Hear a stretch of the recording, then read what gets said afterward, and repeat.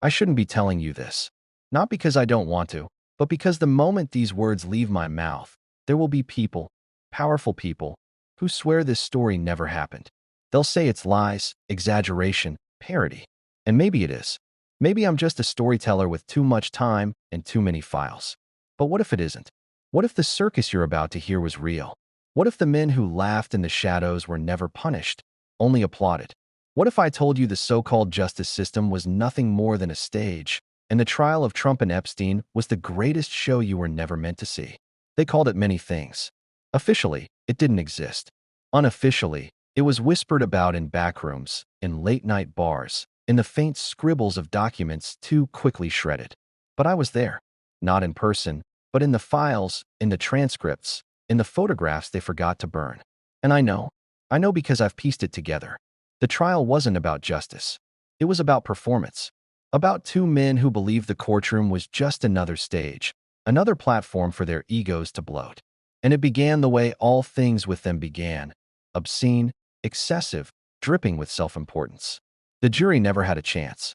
They weren't chosen for fairness, for balance, for integrity. They were chosen for loyalty, entertainment value, and, in more than one case, their bank balances. Picture it. Billionaires in tailored suits, sipping champagne in the jury box, nodding along to testimony as if it were a Broadway matinee. The judge? A prop, robe lined with sequins, gavel plastic and hollow. His role wasn't to maintain order. It was to maintain illusion. When he raised his voice, it wasn't to enforce law, but to cue applause. And Trump, Trump, he never wrote legal defenses, never prepared testimony. His strategy was scribbled on napkins, scrawled across golf scorecards, scrawled in fat Sharpa lines that bled through the paper. Call it fake news. Call the judge crooked. If all else fails, declare myself winner of the trial. That's what the files showed. His defense was never about innocence. It was about branding. Every objection, every outburst, every insult hurled across the courtroom was a performance designed for the cameras that weren't supposed to be there. Epstein was different. Calculated. Precise. His notes weren't written in crayon or grease stains. They were typed, double-spaced, cataloged like a businessman organizing contracts. Requests for candlelight during testimony. Demands that jury members be selected from the Forbes billionaire list. Instructions for a trapdoor to be installed beneath the witness stand. Yes, a trapdoor. It wasn't rumor. It was blueprint, built, and activated. At least once. A witness began to speak. The trapdoor creaked, and then they were gone. Disappeared beneath the courtroom like a magic trick no one dared mention. The record called it technical difficulties. The audience applauded. The judge banged his hollow gavel. And the trial marched on. This wasn't justice. It was choreography. The files included photographs too. Blurred, grainy, but damning. One showed the prosecution's desk, not stacked with evidence, but with scripts, stamped with television network logos. Another showed a juror asleep, sunglasses on, cocktail in hand. Captioned, as if for a yearbook, sponsored by Trump Resorts. And then there were the ledgers, handwritten in two distinct scripts. One bold, looping, inflated with arrogance. The other sharp, clinical, accountant-like. They didn't count money, not really. They counted favors. 43 owed, 12 collected. Infinite outstanding. No one spoke the word bribe. They didn't need to. The ledger was currency, not dollars, but silence, loyalty, leverage. And then came the tapes. Old, dust-covered cassettes, labeled in shaky handwriting. When played, they didn't reveal confessions in plain speech. No, that would be too easy. They revealed laughter, clinking glasses, voices mocking the very system they pretended to stand before. Convict us? They'll clap for us. They'll turn our verdict into a season finale. The jury laughed. The gallery clapped. And the men in the center of it all leaned back, smug and untouchable. Lunch was no less obscene. Not cafeteria food, not court-sanctioned meals. Caviar, champagne, chalices of Diet Coke delivered on silver trays. Epstein himself had the menu printed on embossed stationery. Trump demanded his own section, 12 cheeseburgers and 4 milkshakes, billed to anyone but him. The choir returned at recess, humming lullabies of no collusion, no crime. The judge tapped his gavel in rhythm. The courtroom became cabaret. And yet, amid all the chaos, there were moments of silence. Heavy, dangerous silence. The kind of silence that falls when the truth peeks through the cracks of the performance. Like the photograph of the empty chair. Just one. Spotlighted. Waiting. Like the draft verdicts. Not guilty with ovation cue. Guilty, but with celebrity immunity. Mistrial due to trapdoor malfunction. Like the final scrawl in red ink across the mall. Choose whichever polls best. This was not law. It was marketing. It was entertainment. It was proof. Not of innocence, not of guilt, but of corruption so casual it laughed at its own existence. And through it all, I read. I sifted. I pieced together the fragments they left behind. The fragments they thought would vanish in flames, in shredders, in sealed vaults. But the circus leaves traces. Always. And the deeper I went, the clearer it became. This wasn't the first act. This was a continuation.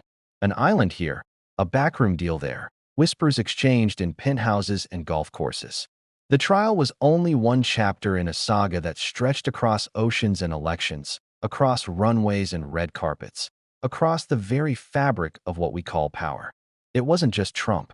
It wasn't just Epstein. They were ringmasters, yes, but the circus had many performers. Politicians, businessmen, celebrities, each stepping into the tent, each playing their part. And when the curtain fell, they didn't leave. They waited. Because performances never end. They recycle, they adapt, they wait for a new stage. I tell you this not because I believe justice will suddenly appear, but because silence is worse. Silence lets them write their own histories, lets them bury the files deeper, lets them pretend the circus never existed. But I have seen the photographs. I have read the ledgers. I have heard the laughter on the tapes. And I know the circus is not gone. It waits. It watches. It rehearses. For its next act. I warned you the circus doesn't die. It mutates. After the trial that was never real, yet more real than anything on television, the men at the center didn't vanish. They reinvented themselves. They always do. The documents I uncovered weren't neat. They were ashes, fragments, whispers. But when pieced together, they revealed a map, not of places, but of influence. Islands, penthouses, golf courses, boardrooms. Every location a stage. Every stage a rehearsal for power. The island was the crown jewel. Official records will tell you it was nothing more than private property, some stone and sand in the Caribbean. But the photographs say otherwise. Hidden cameras, velvet ropes, guest lists written in invisible ink. And always the same rules. No questions. No cameras unless they own them. No memory unless it benefited the performance. I saw one list, half-burned, edges curling. It didn't name crimes. It named roles. Politician, actor, banker, royal, judge. Each slot filled not with evidence, but with casting choices. The island wasn't a retreat. It was a casting call. And Trump? He thrived there. Not as a visitor, but as a producer.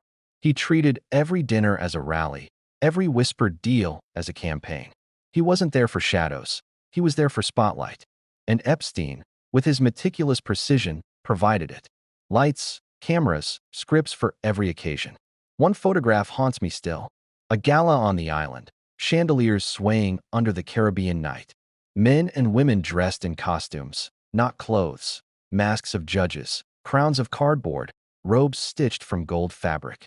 A masquerade mocking the very systems meant to hold them accountable. In the center, Trump holding a microphone.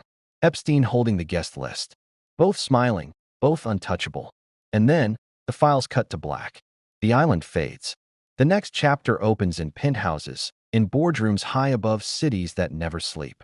Glass walls reflecting skylines. Deals signed not in ink, but in silence.